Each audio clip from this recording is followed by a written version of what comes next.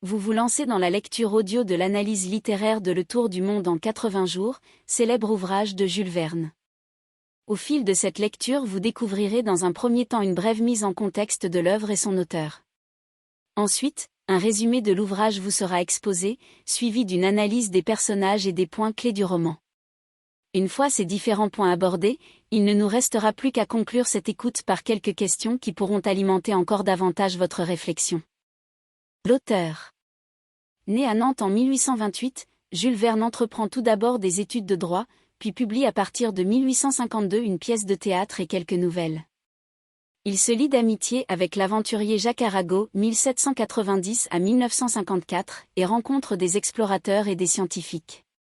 Son premier roman, 5 semaines en ballon, 1863, remporte un immense succès.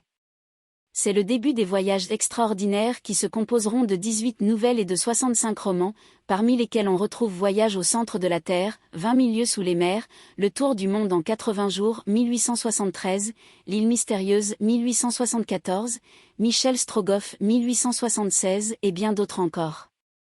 Richement documentés, ces ouvrages, mêlant aventure, anticipation et imaginaire, reflètent l'intérêt de l'auteur pour les avancées technologiques de son époque et son goût pour les voyages.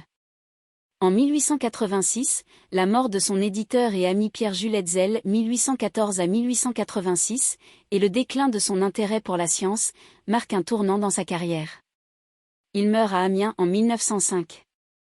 Aujourd'hui, il est l'un des auteurs de langue française les plus traduits dans le monde. L'œuvre.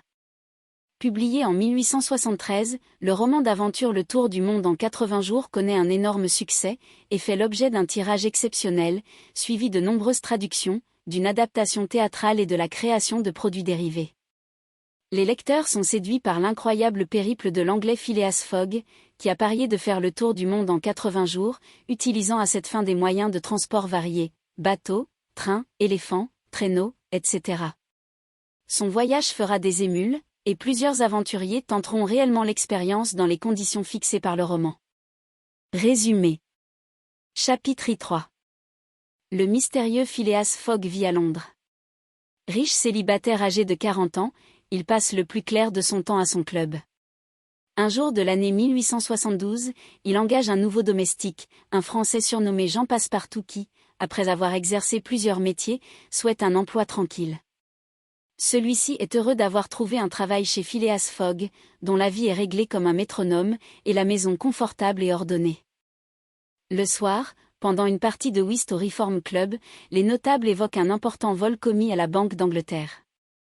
Mais le voleur ne pourra pas fuir bien loin, Phileas explique que la Terre a diminué de taille, puisqu'on peut à présent faire le tour du monde, en 80 jours seulement, P42, grâce à l'ouverture d'une nouvelle section de chemin de fer.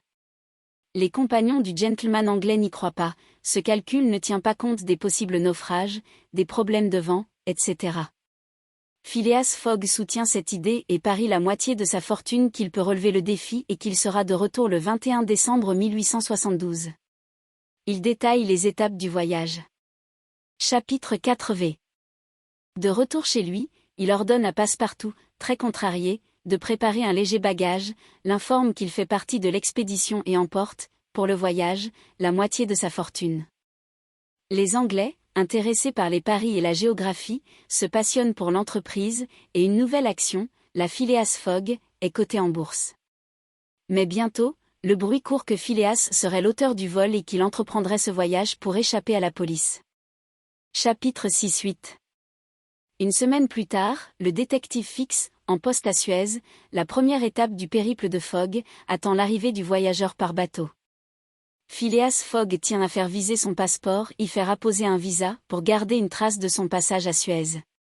Cependant, Fix ne peut l'arrêter, n'ayant pas reçu de mandat d'arrestation. Le détective interroge alors le bavard Passepartout qui l'informe de l'entreprise de son maître, dont la prochaine étape est Bombay.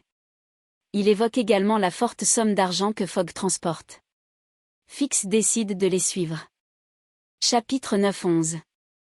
Sur le bateau, Fogg, imperturbable, joue au whist tandis que Passepartout fait du tourisme pendant les escales.